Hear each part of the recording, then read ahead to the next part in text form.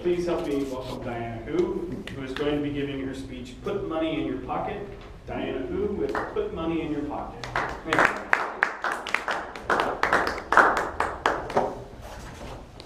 Okay, how many people here own the house?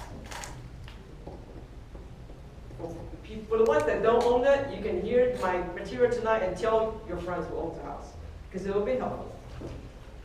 My title is Put Money in Your Pocket. I've always loved to get money out of the government's pocket and put it in people's pocket.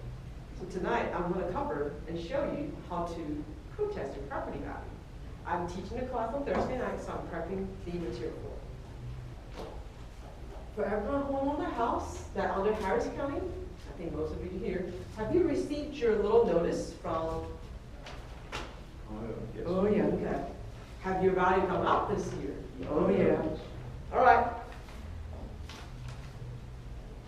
When you get this, you got a green sheet here, okay? I'm going to give you some tips and some tricks on how to file a protest. You probably do it yourself and really save the money instead of paying 50% to the other party. The first thing I want to tell you is, from last couple of years trial and error, I've noticed, unless you bought the house the year before, that you have a closing statement. Let's say, for example, you bought the house for $300,000. Your value came out for this year at, say, you bought it for $300,000, the value came out to be $350,000. Then you can use the I-file. You use this, there's an I-file number on there, and you can use the option, we call it the I-settle.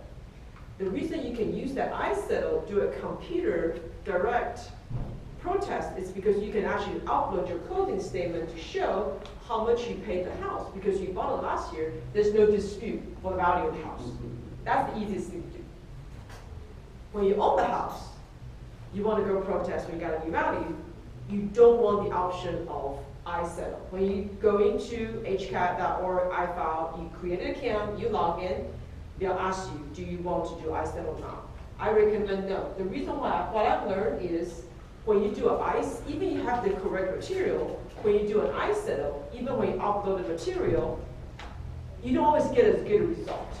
When you say no to I-settle and you have to go in with a one-on-one HCAT person, you can actually bring your material. You're talking to a human being. So you can show the picture, you can elaborate a lot more with the appraiser versus a computer. Because I noticed the result comes back from I-settle is not as good when you met the HCAT person. And the trick, I think HCAT is trying to trick us, because for people who, let's say if you ask for $50,000 reduction, they only give you 20 on from the I-settle computer part of it. You'll be like, okay, I got 20. I guess I don't want to go straight to the ARB. I'm fine. So I think the HCAT people are trying to minimize for people to go in and for the traffic for the ARB. That's first trick is try not to use the I-settle, going in person with the HCAT person. From this list, you have a couple options on protesting your value. On your sheet, you have two values. One is the market value, one is the appraised value. When you purchase a house, the appraised value by law can only go up 10% a year when you have the house homesteaded. But the market value can go up as high as they want to. You pay the tax based on the appraised value, so your goal is to lower the appraised value. Not so much a market, but the appraised value. If the appraised value comes down, your market value automatically comes down with it. So when you get this piece of paper on there, when you file protest online, it looks pretty much just the same as the paper on the option. Under the step 3, and they'll ask you, what are your reasons for protesting? The two most popular ones that people use that I recommend is incorrect appraised value. We have incorrect appraised, parenthesis, market value. The second one is value is unequal compared with other properties. Those are two things I'm going to explain to you briefly on how you can do it. So the first one of incorrect appraised market value. In this case, you will need my help.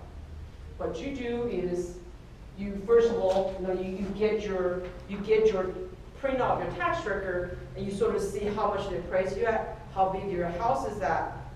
If you know a realtor, or just let me know. A lot of times my client comes to me, hey, can you pull me the 2018 sold properties in my neighborhood. We want to see how our neighborhood doing. I think Carlo, because you're in Memorial, you might have a hard time with that because the dirt value is a lot more. But in your case, in Phoebe's case, I think the neighborhood's value depends on how much they appreciate, depends on how HCAT jacks you. We can pull you, yeah, I'm sorry. We can pull you, we call it comparative market analysis, and from this, you can look at what sort of size and square footage. You want to find the houses that sold similar to yours and to see are those sold data works for you or not. Will it be less than what they're asking? If it is less, then you can come up with a number and then fill in a number saying, I think my house is worth. A lot of neighborhood, that won't work because the value has gone up quite a bit and the sold data has gone up a bit. The next thing you do is you will tell your neighbor. And your neighbor is going to be your help with this. So what you do is you go to HCAT website, you search for property. So you enter in the block number. Let's say if the property is, let's say your address is 13003. You'll enter 1300 to 13,000 even, and then 13,100. So you pull out all the neighbors. So what you do is you'll look at all your neighbors, and you can get a list, and you can copy and paste that whole list into an Excel spreadsheet. You want to look at everybody that's similar to your square footage, and you can sort it all with an Excel spreadsheet to see if people are similar to your size, are they higher or are they lower?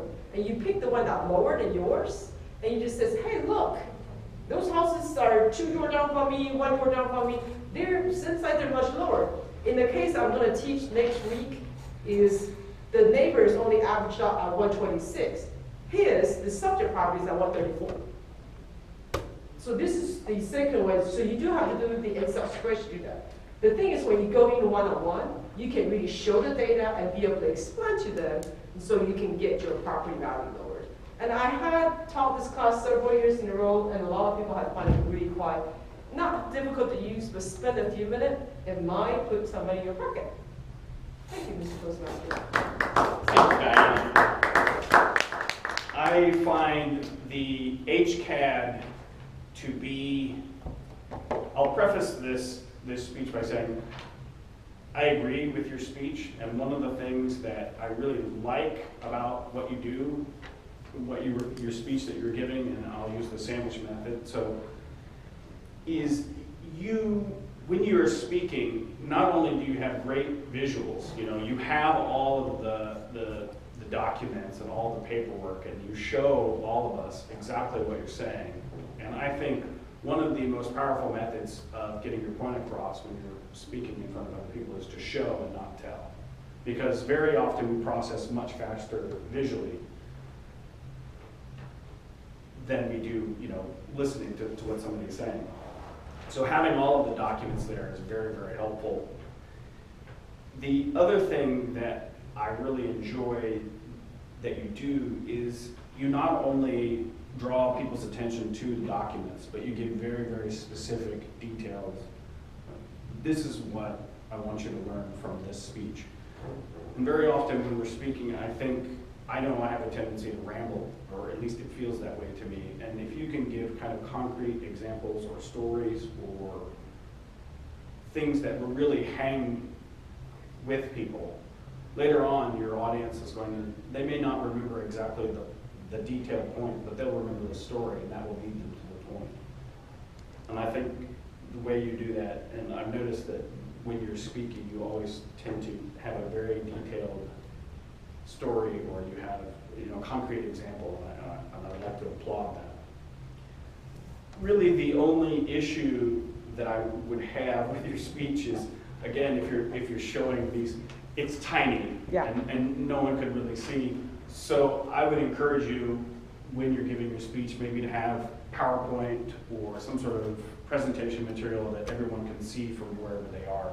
I actually have material for the class. I just brought the material into there. I want to sort of test it around kind of thing and get everything. I was really just trying to look for something. Yeah, sure. No. So yeah. that was it. Thank you. One of the things that I enjoy when you're teaching something is, I always hated teachers that I felt like were hiding the ball. Like they wouldn't tell you the exact information that you wanted to know. I believe personally that if you're teaching someone, especially like this, give them all the information. Give them all the stuff they need to know. And I don't know that I've ever picked up on the I settle trick, because I do that on occasion just because I don't want to go down there. Yeah. So, but overall, great speech. Well done. Thank you. Well, hopefully we'll all send you